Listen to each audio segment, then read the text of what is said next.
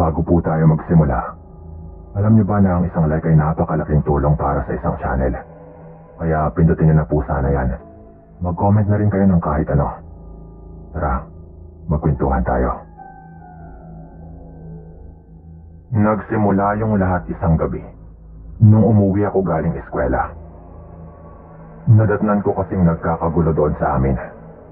Nandoon si Mang Eloy at ang asawa nitong si Aling Mildred. Mga kababaryo namin ang mga ito. Sigaw sila ng sigaw sa labas ng bahay namin. Merong dalang itak si Mang Eloy at galit na galit ito dahil sinabi daw ng nanay ko na aswang yung asawa niyang si Aling Mildred. Yung tatay ko naman ay nandoon din sa may pinto ng bahay namin at meron ding hawak na itak. Hinahamon niyang lumapit si Mang Eloy doon habang pinipigilan din siya ng nanay ko. Kinakabahan ako siyempre. Lalo nga nung makita ko rin na umiiyak yung nakababata kong kapatid na babae. Nervyosa po kasi ito at kung minsan ay nahihimatay dahil sa kaba. Tumakbo ako agad palapit. Mang Eloy, baka pwede naman po itong pag-usapan ng maayos. Bitawan na po ninyo yung itak ninyo. At ikaw din tayo, bitawan mo na rin yan. Sabi ko pa noon. Sabihin mo dyan sa magaling mong ina na ayusin niya yung bunganga niya. At kung ano-anong chismis ang kanyang ipinapakalat tungkol sa asawa ko. Sagot naman ni Mang Eloy noon. Lumapit na nga talaga ako noon sa kanya. At sinubukan ko itong pakalmahin. Nagdadalang tao rin yung nanay ko noon. Kaya nag-aalala ko na baka makunan sa sobrang nerbiyos. Kilala ko si Mang Eloy. At hindi naman ito palaway. Baka nabigla lang din. Nay, humingi ka na lang ng tawad. At ikaw rin tay, ano ba? Sigaw ko pa noon. At maswerte naman na parang bigla namang kumalma si Mang Eloy. Ganon rin yung mga magulang ko. Siguro dahil nakikita nga nila na parang naninikip na yung dibdib ng nakababata kong kapatid. Humingi ng pasensya yung nanay ko noon. Ganon rin yung tatay ko at pati na rin si Mang Eloy. Pero yung sabi ni Mang Eloy, kapag marinig pa daw niya ulit na nagkakalat ng ganong kwento yung kahit sino, baka hindi na raw siya makapagpigil. Lalo at masakit naman daw sa kanya na marinig yung mga ganong kalokohan. Sinenyasan ko na lang noon ang mga magulang ko na sumang-ayon na lang para matapos na. At umalis na nga rin yung mag-asawa pagkatapos ng medyo matagal din naman na usapan. Nung nakaalis na nga sila, doon ko na nga tinanong kay nanay kung bakit nga ba nito nasabi na aswang si Aling Mildred at naikwento pa niya sa iba. Ang sabi pa ng nanay ko, sinabi ko yon dahil nakita ko. Sigurado pa niyang tono. Nakita ko si Mildred na pasilip-silip dito noong isang araw. Nung tinawag ko naman kung bakit siya nandito, ay hindi naman ito sumagot. At bigla na lang itong tumakbo. Pero hindi ko siya agad napuntahan. Dahil nga meron pa akong mahalagang pupuntahan sa bayan. Kaya nung natapos na nga ako doon sa inasikaso ko, pinuntahan ko siya kahapon sa kanila pagkagaling ko doon sa bayan. Madilim-dilim na yon. Dahil natagalan nga ako sa mga nilakad ko doon sa bayan. Nung nandun na nga ako sa kanila at tatawagin ko na nga sana ito, nakita ko siyang nakayuko sa may ilalim ng kanilang bahay. Eh di ba may mga alaga silang manok sa ilalim ng kanilang bahay? Kumuha ito ng isang sisiw at bigla niyang sinubo. Akala ko noon nagkakamali lang ako. Pero mabilis lang nga nitong ninuya-nguya yung kanyang sinubo. At kumuha siya ulit ng isa pa at kinain niya ulit yon. Hindi ako pwedeng magkamali, anak. Kitang-kita ko yon ng dalawang mata ko. At alam yan ni Mildred, kaya wala siyang imik nung nandito sila kanina. Alam rin talaga niya dahil nakita niya ako bago ako mabilis na tumakbo palayo. Naikwento ko na nga yun kay tatay mo ng isang gabi, pero hindi ko pa nasabi sa'yo. Dahil bumubuelo pa ako at baka hindi ka rin maniwala. Hindi ko lang ipinagpilitan kanina na totoo yung mga sinabi ko. Dahil meron ngang armas yung asawa ni Mildred at nangangamba rin ako na baka himatay na naman itong kapatid mo sa kaba. Kaya sinubukan ko na lang ding makipag-ayos. Sagot naman ng nanay ko. Kilala ko itong si nanay. Hindi siya yung tipong mag-iimbento na lang ng kung ano-ano. Naikwento naman daw niya yon sa iba dahil nung pauwi daw siya ay namumutla pa rin daw siya sa takot. Kaya nakiinom muna siya ng tubig sa isa naming kababaryo at sa sobrang kaba daw niya sa kanyang nakita ay naikwento nga niya yon. Maigpit naman daw niyang binalaan ng mga kababaryo naming yon na wag na sanang ipagkalat pa dahil nabigla lang nga siya nung naikwento niya.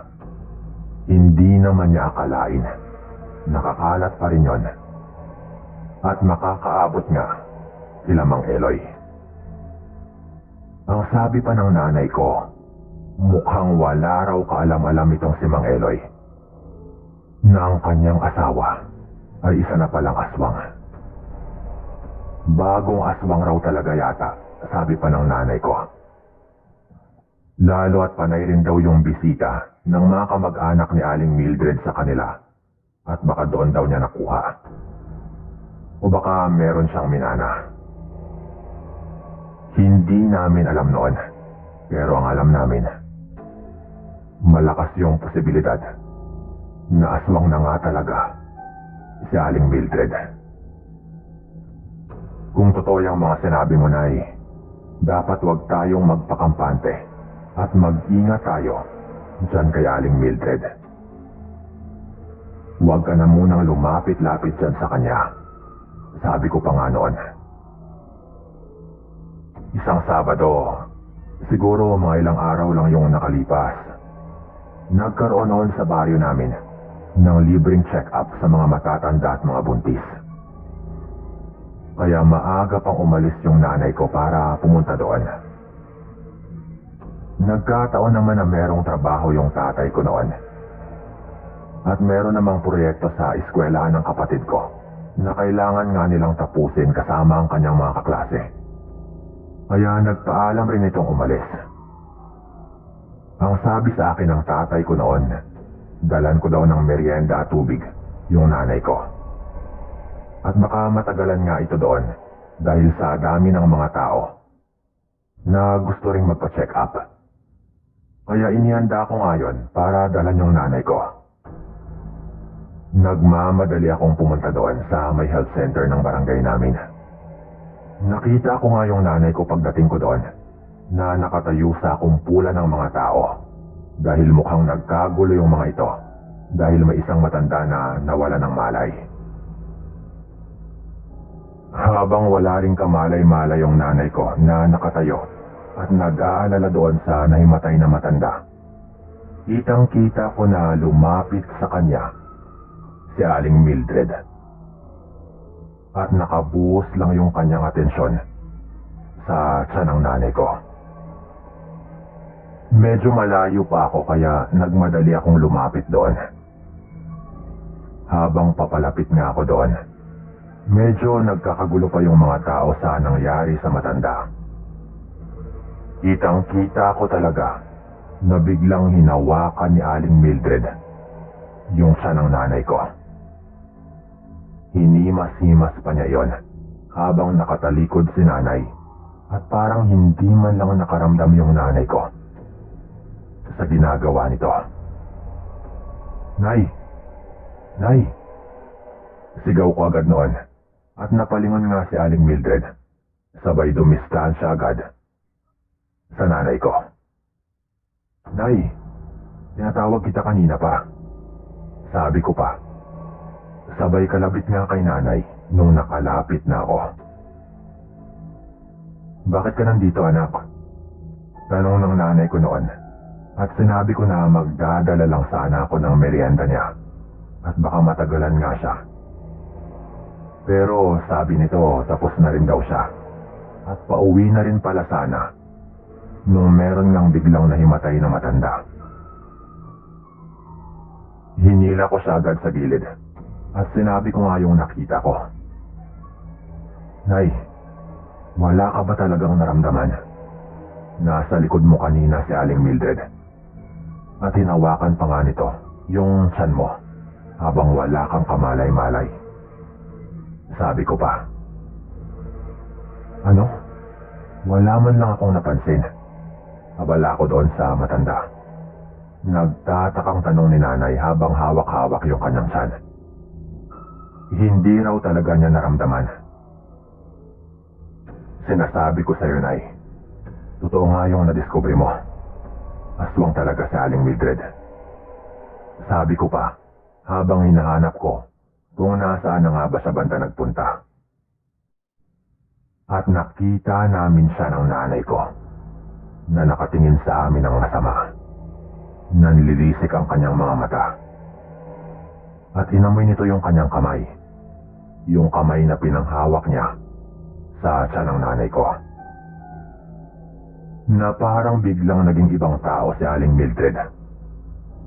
Alam niyo po yung tipong halos hindi na ito makapagpigil. Na nung inamoy nga nito yung kanyang kamay, sobrang nababanguhan siya doon.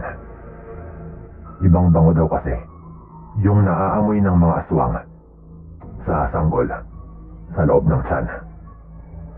Napakabango daw para sa kanila na talagang nauuhaw sila kapag merong buntis sa paligid. Lalo na nga kung bagong aswang pa lang, gaya ng hinala namin kay Aling Mildred. Agad ko ang niyaya yung nanay ko noon na umuwi na muna kami dahil hindi na ako komportable sa kinikilos ni Aling Mildred. Mukhang okay na rin naman yung matandang nahimatay. Umagang-umaga pa po ito Pero gano'n na yung ginagawa ni Aling Mildred. Isa pa, wala naman siyang kinalaman doon dahil buntis lang at matanda yung makakakuha ng libreng check-up ng araw na yon. Nung gabi na, sinabi nga namin kay tatay ang mga nangyari.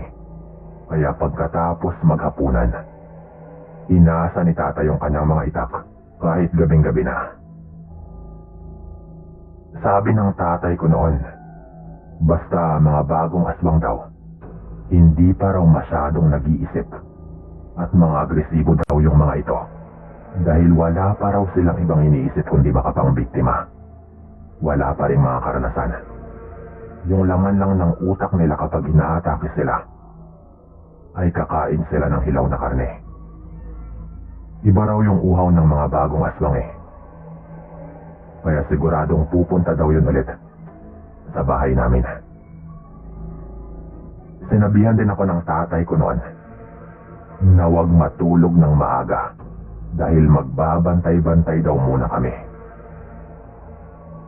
Delikado na raw kasi kapag isa walang bahala pa yung kakaibang mga kinikilos ni Aling Mildred. Bandang 11:00 po ng gabi noon. Antok na talaga ako. Tulog na rin nga yung kapatid ko at yung nanay ko habang nasa labas naman yung tatay ko na hindi ko lang alam kung nasaan banda. Ako naman ay nasa kusina at nagtimpla na lang muna sandali ng kape. Habang nagtitimpla ako ng kape, nakaramdam ako ng kakaiba. Bigla akong kinilabutan na hindi ko maipaliwanag.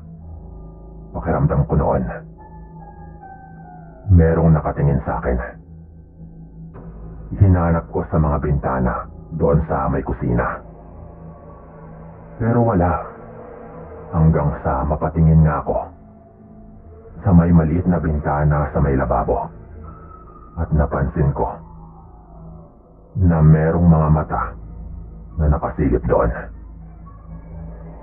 Natigilan ako sandali. Pero nagtama talaga ang aming mga paningin. Nagkunwari pa rin ako noon na wala akong nakita.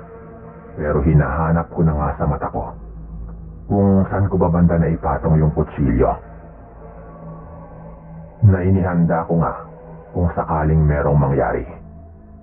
Bago ko pa man mahanap yon, sumulyap ako ulit ng tingin doon sa maliit na bintana. At wala na po yun doon. Agad ko nga ring narinig na meron ng tumatakbo sa labas ng bahay. Sinundan po agad yon ng mga sigaw ng tatay ko. Nandito siya, anak. Nandito yung aswang. Sigaw pa ng tatay ko noon. At naririnig kong parang nagpang-abot talaga sila ng kung ano mang nasa labas. Dinampot ko agad yung kutsilyo. Narinig ko na nga ring nagising sila nanay. Kaya sinabi ko lang sa kanila na wag silang lalabas ng bahay. At ako na nga yung lumabas para tignan kung ano nga bang nangyayari. Paglabas ko po, Sir Dan, nakita kong dinudumog na yung tatay ko ng isang babae. Kaya tumakbo nga ako agad at gamit yung kutsilyo, nagawa ko pong saksakin yung binti nun. Buwaghag yung buhok nun at nagaangil na parang galit na galit. Dahil sa ginawa ko ay nakawala yung tatay ko at tatagay na nga sana niya nung biglang merong sumigaw. Wag! Wag, maawa ka! Wag mo siyang tagayin. Asawa ko yan. Sigaw ng boses ng lalaki. Paglingon namin, si Mang Elo yon. Pero hindi pa talaga namin makilala yung babae dahil ibang-iba yung itsura nito. Nakakatakot yon, pero dahil nandun nga si Mang Eloy, nakumpirma na rin namin na walang iba yon kundi si Aling Mildred. Niyakap niya agad ang kanyang asawa, pero panay pa yung angil nito at nagpupumiglas kaya hindi namin binitawan ang mga armas namin. Nagmamakaawa noon si Mang Eloy sa asawa niya. Parang gusto pa rin yung tagain ng tatay ko. Maawa kayo. Huwag niyong gawin yan. Ngayon ko lang din nalaman. Nagising ako at wala siya sa tabi ko. Bukas rin yung bintana namin sa kwarto. At sa labas nun, meron niyang mga bakas kaya naisip ko agad na baka doon siya dumaan. Naalala ko rin agad na baka dito ito pumunta at hindi nga ako nagkamali. Mabuti na lang at nagmadali akong pumunta dito. Tama na, Mildred. Labanan mo yan. Wika pa nga ni Mang Eloy noon na halatang hindi siya makapaniwala. Dahil sa ginawa niya, ay unti-unting naging normal yung itsura ni Aling Mildred noon. At ang sabi nito ay hindi raw niya gusto ang ginagawa niya. Hindi raw talaga niya mapigilan eh. Wala raw siyang kontrol. Pero kumalma na rin ito. Nakiusap si Mang Eloy noon na sana ay wag naming ipagsabi. Tapos agad nga silang umalis. Kung hindi siya dumating, baka napatay talaga namin ng tatay ko yung kanyang asawa. Nanahimik kami noon. Hanggang sa malaman na lang din namin mula mismo kay Mang Eloy na kinuha daw ng kanyang mga kamag-anak si Aling Mildred. Ang sabi pa ni Mang Eloy noon, mukhang sa kanila lang din daw nakuha ng kanyang asawa ang pagkaswang nito. Lumipas yung panahon at dahil na siguro sa mga nangyari at mga revelasyon, naghiwalay si Mang Eloy at Aling Mildred.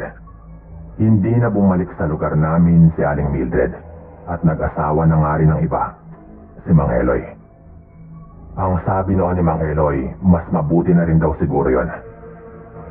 Wala naman din silang anak at hindi na rin daw talaga komportable si Mang Eloy sa pamilya ni Aling Mildred. Dahil mukhang gusto rin daw siyang gawing aswang. Hindi na nga namin nakita pang muli noon si Aling Mildred. At yun din siguro ang mas mabuting mangyari. Yung pinagbubuntis naman ng nanay ko, naipanganak naman niya ito ng maayos. Hanggang dito na lang din po itong kwento ko at maraming salamat sa inyong lahat.